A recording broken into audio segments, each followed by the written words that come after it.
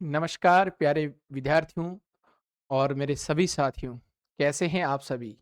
आशा करता हूँ सभी साथी मस्त होंगे। आज हम बात कर रहे हैं 8वें वेतन आयोग के बारे में। जी हाँ, अभी लेटेस्ट सबसे ज़्यादा चर्चा में है 8वां वेतन आयोग। सर मेरी तनख्वाह 20,000 से 50,000 बन जाएगी। मेरी तनख्वाह सर 30,000 से 70,000 बन जाएगी। मैं तो सरकारी राजा बन गया हूँ और सरकारी नौकरी लगने के बाद 8वां वेतन कब लगे और कब हमारी तनख्वाह बढ़े, कब डीए बढ़े, इस प्रकार की सारे मन में डाउट हैं। कितनी सैलरी बढ़ेगी और क्या सुझाव मांगे गए हैं अलग-अलग सरकार से, अलग-अलग राज्य सरकार से। तो मेरे साथियों, आज के नोटिफिकेशन आप देख रहे हैं और इस नोटिफिकेशन आपके सामने है कि 8वां वेतन आयोग फिटमेंट फैक्टर प्रस्ताव और इस फिटमेंट फैक्टर प्रस्ताव कहाँ से कहाँ तक बढ़ रहा है, कितना परसेंटेज बढ़ रहा है और कितना पैसा इसमें बढ़ेगा, सैलरी आपकी कितनी इंक्रीज होगी, इन बातों को लेकर हम सामान्य जानकारी आप तक पहुंचाने का प्रयास कर रहे हैं। सभी स्टूडेंट जो भी अभी मेरे से जितने भी जुड़े हुए हैं, हालांकि सरकारी दौड़ के अंदर हैं, तैयारी कर रहे हैं, काफ़ी साथी सेलेक्ट हैं, उन लोगों को तो भैया 8वां वेतन लगने की बहुत ज़्यादा खुशी है। और जो साथी अभी तक नहीं लगे नौकरी, उनसे कहूँगा आप तो जल्दी से जल्दी नौकरी लगे। चाहे आपका कितना भी गवर्नमेंट कर्मचारी चाहे 4th ग्रेड ही क्यों न हो, 8वां वेतन लगने के बाद भैया पैसों की कमी नहीं है, पैसों की कमी नहीं है। जी हाँ, सरकारी नौकरी में 8वां वेतन लगते ही न्यूनतम से न्यूनतम वेतन कितना होगा, किस प्रकार आपका यहाँ पर फिटमेंट फैक्टर बढ़ रहा है, ये सारी चीज़ें, सारे बिंदु जो भी प्रस्ताव दिए गए हैं और कौन-कौन से प्रस्ताव है, इन बिंदुओं पर हम आज बात कर रहे हैं। तो आशा करता हूँ सभी साथी मस्त होंगे और आप सभी साथियों का रिधुमा स्टडी पॉइंट यूट्यूब चैनल पर हार्दिक स्वागत, अभिनंदन, मैं देवीदान चारण। तो प्यारे विद्यार्थियों, हम बात करते हैं, लीजिए आपके सामने आज न्यूज़पेपर के अंदर आपने सबने देखा भी होगा कि 8वां वेतन आयोग, देखो क्या है यहाँ पर कि सर 8वां वेतन जो आयोग है, 8वां वेतन आयोग, यहां से देखना, 8वां वेतन मान केंद्र सरकार के आयोग को राज्य सरकार कर्मचारी संगठनों से सुझाव, भाई केंद्र सरकार ने जो है वो राज्य कर्मचारी संगठनों से सुझाव आमंत्रित किया है और उसमें न्यूनतम वेतन मान, आपका न्यूनतम वेतन मान 69,000 50% से ऊपरी डीए मूल वेतन में मर्ज किया जाए। न्यूनतम आपका वेतन है वो 69 यहाँ पर प्रस्ताव में आया है और 50% ऊपर डीए मूल वेतन में मर्ज किए जाए। अब देखिए क्या क्या कहा है सर, 8वें वेतनमान में कर्मचारी अधिकारियों के वेतन में, कर्मचारी अधिकारियों के वेतन में, अधिकारियों के वेतन में बढ़ोतरी के लिए फिटमेंट फैक्टर जो है वो भैया 2.57 से बढ़कर 3 या 3.5% तक हो सकता है। फिटमेंट फैक्टर आप सभी को पता होगा, मूल वेतन डीए दिए भत्ते आपके कितने बढ़ रहे हैं हर साल एवरेज के दर से, तो वो कह रहा है कि फिटमेंट फैक्टर जो है वो 2.57 से बढ़कर 3 या फिर 3.5% फिटमेंट फैक्टर आपका बढ़ सकता है। ठीक है ना। इससे न्यूनतम राज्य के कर्मचारियों के लिए न्यूनतम वेतनमान अभी 18,000 है। राज्य के अंदर वर्तमान में न्यूनतम वेतन जो है वो 18,000 प्रस्तावित है, उसका बढ़कर 69,000 हो सकता है। मान लीजिए एक न्यूनतम से न्यूनतम वेतन किसी को मिल रहा है 18,000 राज्य सरकार के कर्मचारी को, और जब ये फिटमेंट फैक्टर आपका 2.57 से बढ़कर 3 या 3.5% हो जाता है, तो भैया आपकी न्यूनतम से न्यूनतम सैलरी कितनी हो जाएगी, 18,000 है, जो बढ़कर 69,000 तक हो सकती है। राज्य कर्मचारी महासंघों के सुझाव से मौजूद महंगाई भत्ता मर्ज कर बढ़ाकर फिटमेंट के फैक्टर लागू किए जाने की बात की गई है। अलग अलग ये प्रस्ताव आप सभी देखें। केंद्र सरकार की तरह राज्य में ही पे लेवल 24 की बजाय 18 लागू किए जाने की संभावना है। मतलब केंद्र में जैसे 18 पे लेवल है, वो सेम का सेम राज्य में भी लागू करने के लिए सुझाव आमंत्रित किए गए हैं। इसके अलावा वार्षिक वेतन 6% रखने की बात की गई है। सुझाव देने वाले संगठन अखिल राजस्थान राज्य कर्मचारी संयुक्त महासंघ एकीकृत, अखिल राजस्थान राज्य कर्मचारी संयुक्त महासंघ और राजस्थान राज्य कर्मचारी, ये अलग अलग राज्य सरकार के अंदर जो भी संघ बने हुए उन्होंने ये सुझाव दिए कि भैया इस प्रकार से आपका हो सकता है। अब आइए इन 9 बिंदुओं पर हम समझने का प्रयास करते हैं 8वें वेतन को लेकर दिए गए सुझाव में। वर्तमान में चाहे आपका राज्य सरकार कर्मचारी संघ है, चाहे राज्य कर्मचारी संयुक्त महासंघ है, चाहे महासंघ एकीकृत या अखिल राजस्थान, इन्होंने जो सुझाव दिए हैं उन सुझाव के ऊपर आप गौर करें सभी साथी समझने। फिटमेंट फैक्टर 7वें वेतन आयोग में फिटमेंट फैक्टर आपका 2.57 रहा था। 7वें वेतन में फिटमेंट फैक्टर जो था वो 2.57 था। 8वें वेतन आयोग में इसे 3 या 3.5% तक भैया बढ़ाया जा सकता है।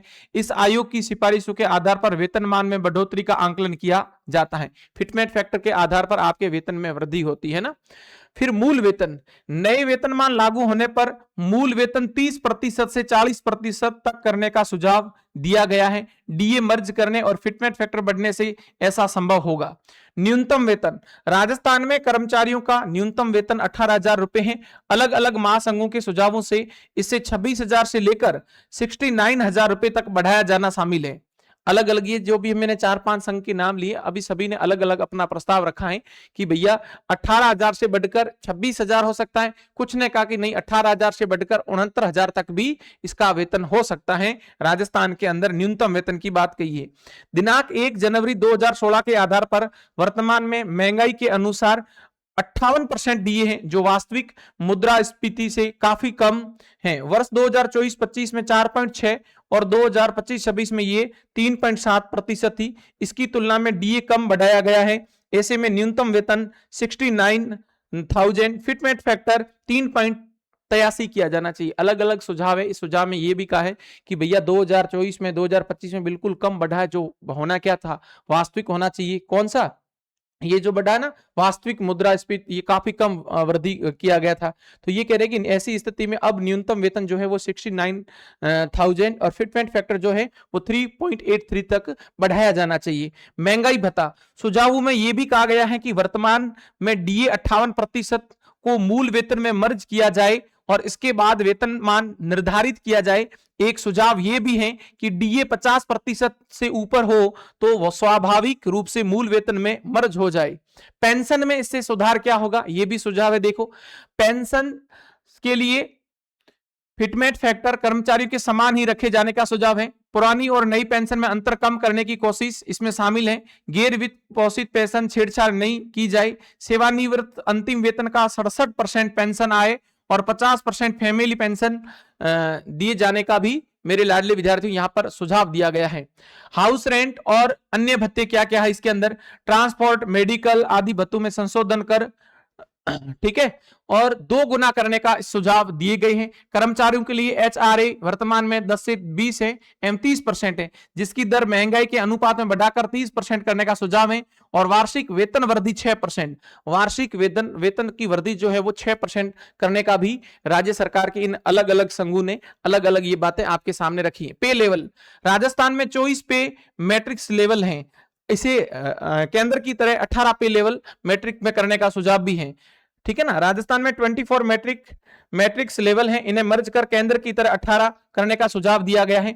और इससे परफॉर्मेंस पर आधारित वेतन के सुझाव भी आए हैं, यानी कुछ सेक्टर में काम के आधार पर वेतन बढ़ोतरी लागू हो सकती है। कुछ सेक्टर में जितनी बेस्ट आपका काम हुआ है, बेस्ट परफॉर्मेंस हुई है बेस्ट, तो वहां पर वेतन आपका और बढ़ाया जाएगा। और जहां पर काम कम हुआ है तो वहां भी वेतन कम करने के भी सुझाव है ना। उसके अकॉर्डिंग जैसा काम है वैसा वेतन में बढ़ने की बात भी यहाँ कुछ लोगों ने सुझाव दिया है। यहाँ पर एसीपी लाभ क्या होगा सर? एसीपी लाभ कंप्यूटेशन की वसूली 10 वर्ष तक, एसीपी का लाभ 8, 16, 24, 32 की सेवा दिए जाने का सुझाव है।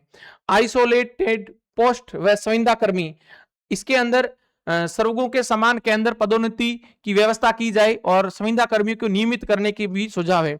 इसमें भैया जो संविदा कर्मी लगे हुए हैं, जो पहले विद्यार्थी मित्र लगे हुए थे, उनकी भी यहाँ बात है, चाहे वो हॉस्पिटल के कर्मचारी हैं, चाहे वो आपके विद्यार्थी मित्र थे, चाहे वो नरेगा के अंदर कर्मचारी लगा गए, जो भी संविदा पर लगे हैं उनको भी इस पे भैया फिक्स करने का भी बताया है। तो आशा करूंगा आप सभी को 8वें वेतन से संबंधित केंद्र सरकार ने जो सुझाव यहां राज्य सरकार की तरफ से लिए हैं और ये सुझाव आपके सामने मैंने एक्सप्लेन करने की कोशिश की है, तो आशा करूंगा सभी साथियों को समझ में आ गया होगा।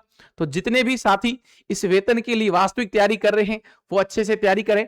भर्ती चाहे छोटी है चाहे बड़ी है, पद हमेशा छोटा है चाहे बड़ा है, सरकारी नौकरी का मतलब आपका जीवन भर आनंदित, आपको नौकरी लगने के बाद पैसा किसी से मांगना नहीं पड़ेगा, अपने आप खाते में आ जाएगा। ठीक है ना, सरकारी नौकरी आपकी अनुपस्थिति में भी आपके परिवार के लिए वो रक्षा करती है।